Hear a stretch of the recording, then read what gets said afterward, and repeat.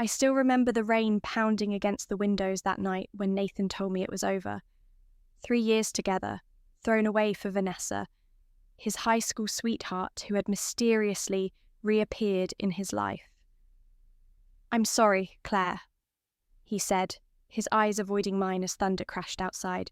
"What we had was beautiful, but she's the one I've always loved." I watched him walk out the door, leaving me alone in our apartment as lightning illuminated my tears. For months, I tried to piece myself back together while their perfect relationship played out across social media. Exotic vacations, engagement photos, wedding plans. Then came the message from his cousin Liam. "There's something you need to see." Security footage from Nathan's office building showing Vanessa slipping something into his coffee. Bank records revealing thousands transferred to a private investigator who had been following me. Screenshots of their conversations planning exactly how to make him leave me, timed perfectly with the biggest storm of the year, the night I needed him most. All this time I thought I'd lost him to fate, to a love that preceded me. But I was wrong. This wasn't about rekindled romance. It was an elaborate conspiracy. And now, as I park outside their picture-perfect suburban home, watching them through the window, I have all the evidence needed to bring their carefully constructed life crashing down. I met Nathan at a charity gala 3 years ago. I was there representing my marketing firm, and he was there on behalf of his architectural company. Our eyes met across the room, and it was like everything else faded into the background. His warm brown eyes and genuine smile caught my attention instantly. When he approached me with 2 glasses of champagne and said, "I thought you might need a break from networking," I knew there was something special about him. After that night, we were inseparable. Nathan was everything I ever wanted in a partner. Thoughtful, ambitious, and kind. He remembered small details about things I mentioned in passing. He'd surprise me with my favourite coffee after a long day or leave little notes around our apartment just to make me smile. I thought I'd finally found someone who loved me for who I really was. We moved in together after a year, and I truly believed we were building a future. We talked about marriage, about starting a family someday. Nathan's architectural firm was expanding, and my marketing agency was finally gaining recognition. Everything seemed to be falling perfectly into place, until Vanessa came back into his life. Nathan had mentioned her a few times before, his high school sweetheart who moved away senior year. They'd tried the long-distance thing for a while, but it hadn't worked out. He always spoke of her with a certain nostalgia, but I never felt threatened. After all, it was high school, and he was with me now. The day they reconnected was like any other day. Nathan came home from work, but something was different. He was distracted, checking his phone more often than usual. When I asked if everything was okay, he just said, "An old friend reached out, it's nothing." But it wasn't nothing. Over the next few weeks, Nathan changed. He started working late, missing our dinner plans, becoming irritable over the smallest things. When I tried to talk to him about it, he'd dismiss my concerns or turn it around on me, saying I was being paranoid or controlling. Then came that stormy night. The weather forecast had predicted the worst storm of the year. I remember feeling uneasy all day, like something terrible was about to happen. Nathan came home late again, soaked from the rain, his expression unreadable. "We need to talk," he said, and my heart sank. Those 4 words that never precede anything good. I sat down on our couch, the one we'd spent hours picking out together, while thunder roared outside. Nathan remained standing, creating a physical distance that mirrored what I'd been feeling emotionally for weeks. "I've been doing a lot of thinking," he started, his voice eerily calm. "And I can't do this anymore, Claire." "Do what?" I asked, though deep down I already knew. "Us. This relationship. It's not working for me anymore." The room seemed to spin. "Not working? Nathan, where is this coming from? If something's wrong, we can fix it. We can talk about it. There's nothing to fix, he cut me off. I've reconnected with Vanessa and it made me realize that what we have, it was never what I truly wanted. The words hit me like a physical blow. You're leaving me for your high school girlfriend. Lightning flashed, illuminating his face for a moment. He didn't even have the decency to look guilty. I'm sorry, Claire. What we had was beautiful, but she's the one I've always loved. I think, deep down, I've always known that. 3 years of memories, of building a life together, of loving him with everything I had, all reduced to beautiful but not enough. As he continued talking, explaining how he and Vanessa had reconnected, and how she understood him in a way no one else could, I felt myself going numb. Outside, the storm raged on, mirroring the chaos inside me. The rain pounded against our windows. No, my windows now, as Nathan packed a bag. He said he'd come back for the rest of his things later. And just like that, with one last, I'm sorry, he walked out the door. I collapsed onto the floor as soon as the door closed, my body racked with sobs. The storm outside continued all night, and so did my tears. I called in sick to work the next day and the day after that. Friends came by, brought food, offered comfort, but nothing could fill the Nathan-shaped hole in my life. The worst part was how quickly he moved on. Within weeks, his social media was filled with pictures of him and Vanessa at restaurants we used to go to, visiting places we'd planned to see together. She was beautiful, with long blonde hair and a perfect smile, always looking at Nathan adoringly. Each new post was like a knife twisting in my heart.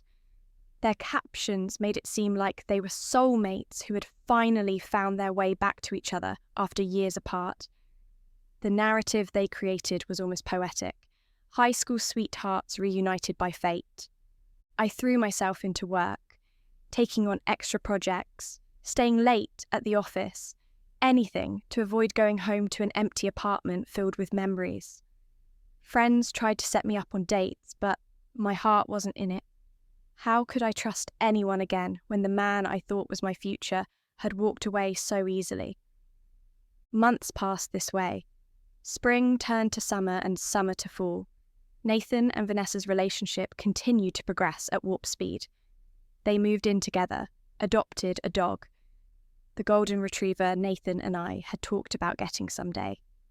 Then came the engagement announcement, complete with professional photos and a heartfelt caption about finding his way back to his first love. I thought I was finally starting to heal, to accept that Nathan had made his choice and it wasn't me. Then came the message from Liam, Nathan's cousin. Liam and I had always gotten along well. He was at many of our family gatherings, and we'd maintained a friendly relationship even after Nathan left. His message was cryptic. There's something you need to see. Can we meet? We arranged to meet at a coffee shop across town, somewhere Nathan and Vanessa wouldn't likely go. When I arrived, Liam was already there, a manila envelope on the table in front of him. He looked troubled, fidgeting with his coffee cup. Thanks for coming, he said as I sat down. I've been debating whether to show you this for weeks. Show me what? He pushed the envelope toward me. I work in IT security, as you know.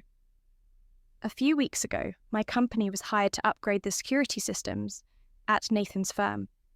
While reviewing the old footage before deleting it, I found something concerning. With shaking hands, I opened the envelope. Inside were several printed stills from security footage showing Vanessa at Nathan's office. In one image, she was clearly adding something to a coffee cup while glancing around furtively. These are dated 2 days before he left you, Liam explained. After seeing this, I got suspicious and did some digging. What I found, Claire, I don't think Nathan left you of his own free will. At least, not entirely. He pulled out more papers, bank statements showing large transfers from Vanessa's account to a private investigator, emails between them discussing Nathan's schedule, my schedule, our relationship patterns. There were even detailed notes about my insecurities and how to exploit them. The most damning evidence was a series of text messages between Vanessa and someone saved in her phone as chemist friend, discussing dosages of something called scopolamine, a drug known to make people highly suggestible while affecting their memory. "She's been drugging him?" I asked, my voice barely above a whisper. "It looks that way," Liam confirmed. "Not constantly, but at strategic moments, especially before they had serious conversations about your relationship." I felt sick. All those times Nathan had seemed distant, confused, irritable. Had he been under the influence of something? Was that why he'd changed so suddenly? Why he'd walked away from everything we'd built together? "There's more," Liam said, pulling out his phone. "Look at this." He showed me a screenshot of a conversation between Nathan and Vanessa from just before our breakup. "V, remember our plan. The storm tonight is perfect timing. It's exactly what we discussed. N, I don't know if I can go through with this. I still care about her. V, you need to be strong. Remember what I told you about her, about what I found out. Trust me, it's better this way. Take your coffee. I added that special shot you like. It'll help with your nerves. N. Okay, I'll do it tonight." "They planned it," I whispered, the realization dawning on me. She planned everything, even using the storm as dramatic backdrop. "Claire," Liam said gently, "I think Vanessa's been manipulating Nathan for months. These texts, the surveillance on you, the drugs. This wasn't a rekindled romance. This was a calculated attack." "But why? I never even knew Vanessa before this."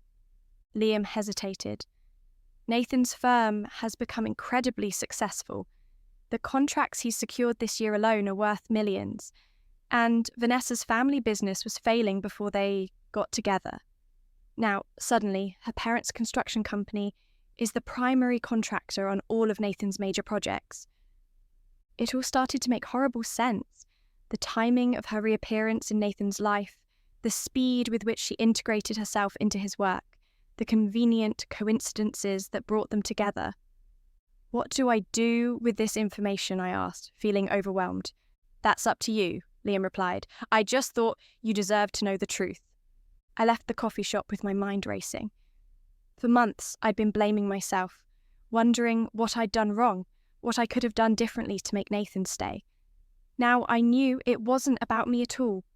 It was about money, about business, about Vanessa orchestrating the perfect scheme to get what she wanted. Over the next few days, I reviewed everything Liam had given me. I consulted with a lawyer friend who confirmed that what Vanessa had done, drugging Nathan, hiring someone to follow me, was definitely illegal. I had enough evidence to go to the police, to destroy the life they'd built on lies. And yet, I hesitated.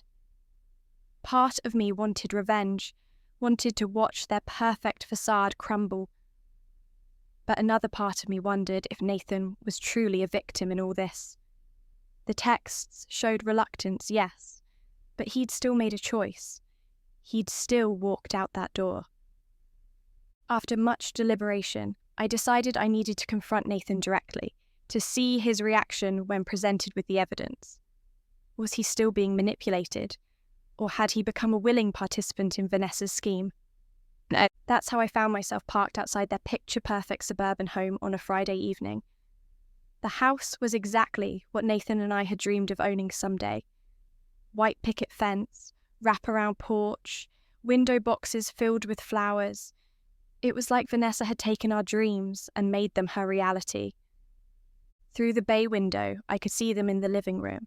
Nathan was on the couch with a drink in his hand, while Vanessa moved around the room, talking animatedly about something. They looked like the perfect couple, the kind you'd see in a magazine spread. With the manila envelope clutched tightly in my hand, I took a deep breath and approached their front door.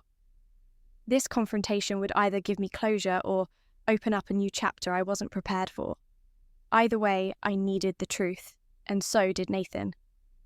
I raised my hand and knocked, 3 sharp raps that seemed to echo my heartbeat. The moment of truth had arrived. Nathan opened the door, and his expression shifted from casual curiosity to shocked recognition. "Claire?" he stammered, his face paling. "What are you doing here?" "We need to talk," I said firmly, surprised by the steadiness in my voice. "It's important." Behind him, Vanessa appeared in the hallway. "Who is it, honey?" Her voice was sweet, but her expression hardened when she saw me. "Oh, what is she doing here?" "I have something both of you need to see," I said, holding up the envelope. Nathan looked confused, but he stepped aside to let me in. Our first interaction in nearly a year, and neither of us quite knew how to behave. The house was immaculate inside, decorated exactly as Nathan and I had once planned for our future home, neutral colours, clean lines, touches of blue throughout. It was like walking into an alternate reality of what my life should have been. "Make it quick," Vanessa said, crossing her arms. "We have dinner reservations." I opened the envelope and laid out the evidence on their coffee table, the security footage stills, the bank statements, the text messages. "I think you both need to explain this," I said. Nathan picked up one of the photos, his brow furrowed. "What is this? Where did you get these?" "It doesn't matter where I got them," I replied. "What matters is what they show. Vanessa has been drugging you, Nathan, for months, beginning before you broke up with me." His head snapped up, eyes wide with disbelief. "What?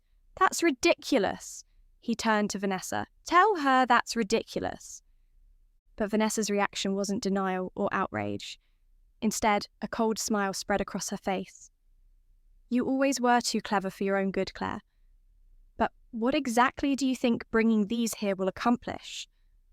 Her calm admission stunned me.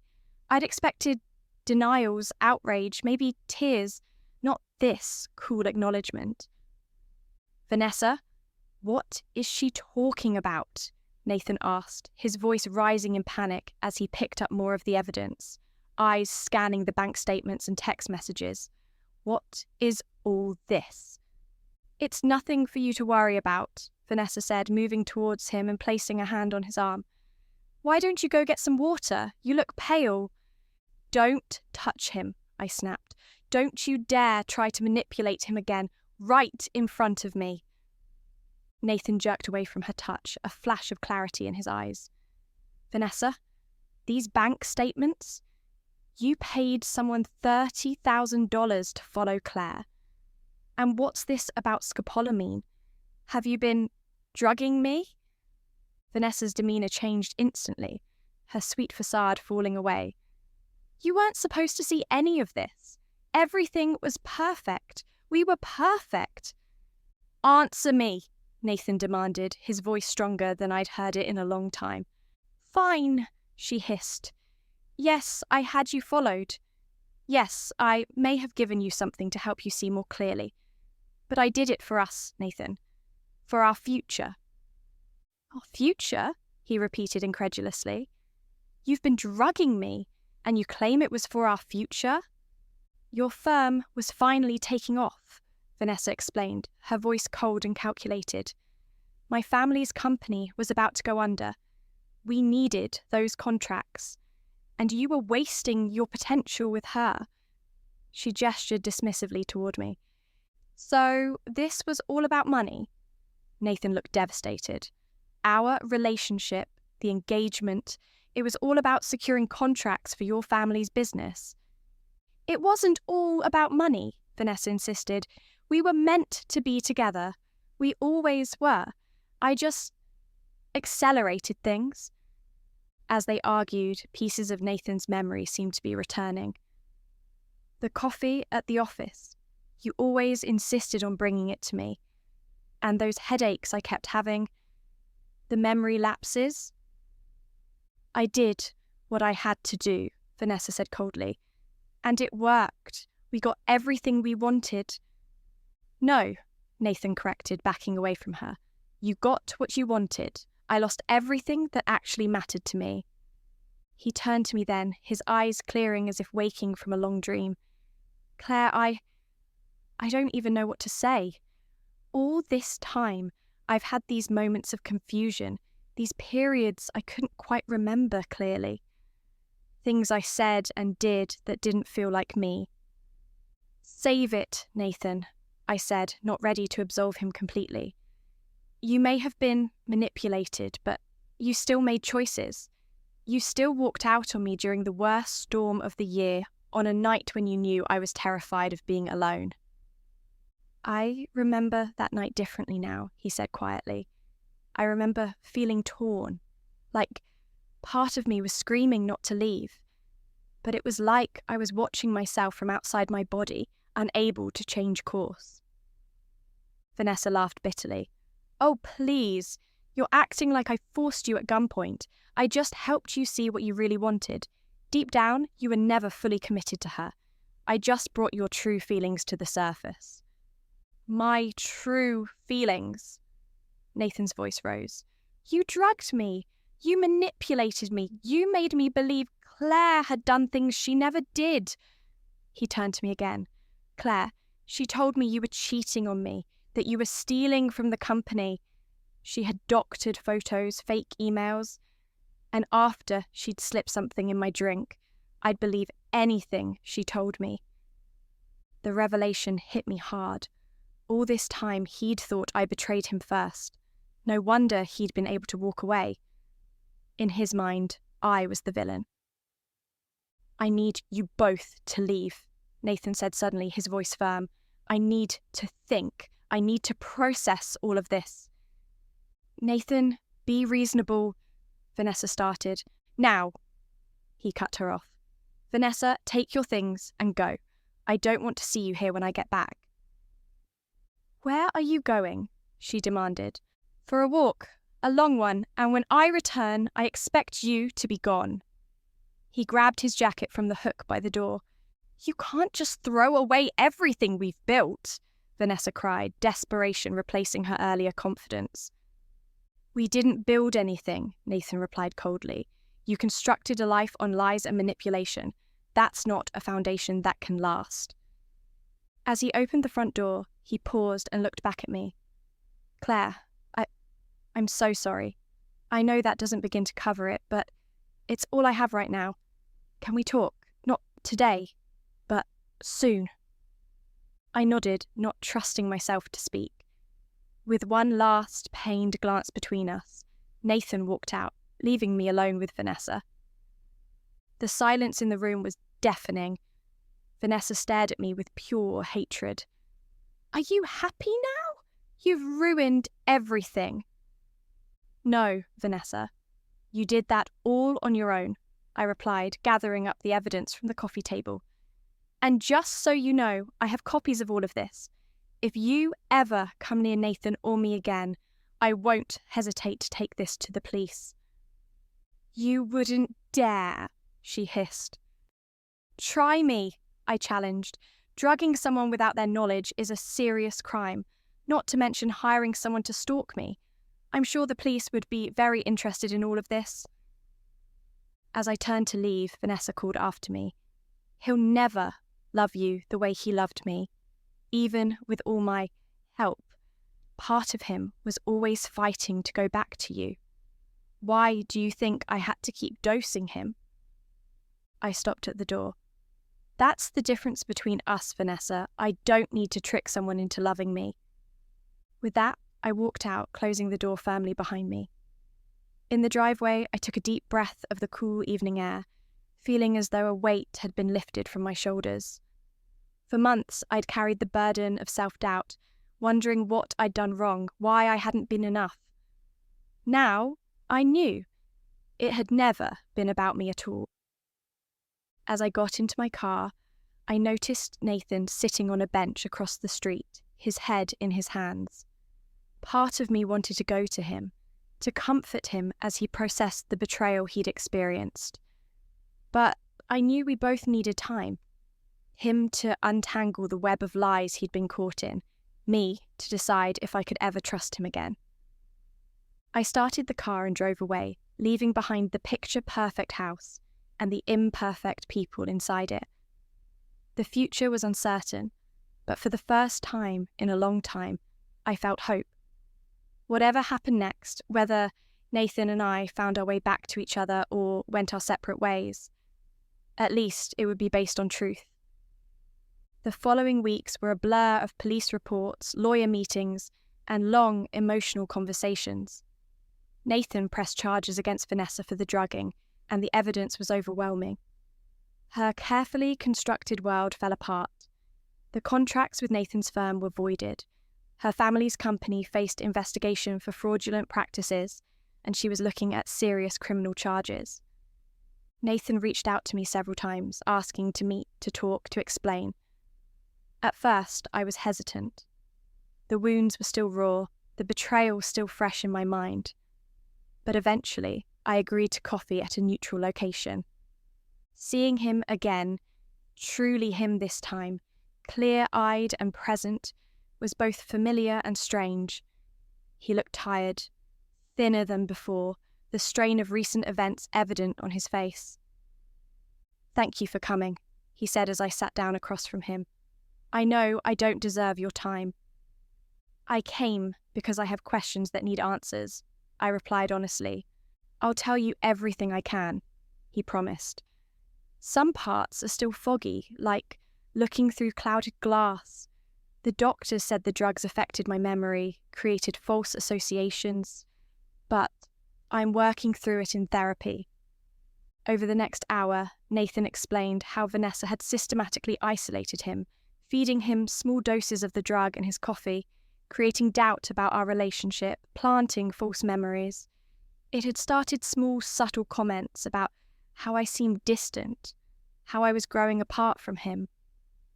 Then came the doctored photos of me with an ex-colleague, the fake text messages she'd shown him.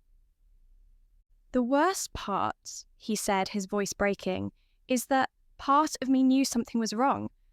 I'd have these moments of clarity where I'd question everything, where I'd miss you so intensely it physically hurt. But then she'd be there with another cup of coffee, another carefully crafted story, and I'd slip back under." "Why did you never question the timing?" I asked. "The sudden reappearance of your high school girlfriend just as your career was taking off?" "I did, occasionally," he admitted, "but she had an answer for everything. She'd moved back to be with her ailing mother. She'd been following my career for years, but was too nervous to reach out, and when I was under the influence, those explanations seemed perfectly reasonable." We talked for hours, untangling the web of lies that had torn us apart. Nathan was brutally honest about his role in everything. Even if he'd been manipulated, he acknowledged that some part of him must have been vulnerable to that manipulation in the first place. "I'm not asking for forgiveness," he said as our conversation drew to a close. "I don't deserve that, but I needed you to know the truth, all of it, and I needed to thank you for bringing that evidence forward. Without you, I might never have broken free." As I left that coffee shop, I felt a strange mix of emotions. Grief for what we'd lost, anger at the time stolen from us, but also a tentative sense of peace. The truth, painful as it was, had finally come to light. In the months that followed, Nathan and I maintained a cautious distance while he focused on his recovery, and I worked on rebuilding my life. Vanessa pled guilty to multiple charges and was sentenced to prison time. Nathan's firm survived the scandal, though he chose to step back temporarily to focus on his health. Slowly, carefully, Nathan and I began to rebuild. Not our relationship, not at first, but a friendship. Coffee meetings became occasional dinners. Brief texts evolved into long conversations. There were setbacks and difficult moments. Trust issues to work through, wounds that needed time to heal. A year after that stormy night when he'd walked out, Nathan and I found ourselves sitting on a bench in the park where we'd had our first date. The weather was perfect. Clear skies, a gentle breeze, nothing like the storm that had marked our separation. I've been thinking about fate, Nathan said quietly. How if Vanessa hadn't done what she did, we might have gone on happily for years. How one person's actions changed the course of all our lives. I've thought about that too, I admitted. But I've also thought about resilience, about how sometimes things fall apart so they can be rebuilt stronger. He turned to me then, his eyes clear and focused, truly present in a way he hadn't been during those final manipulated months of our relationship.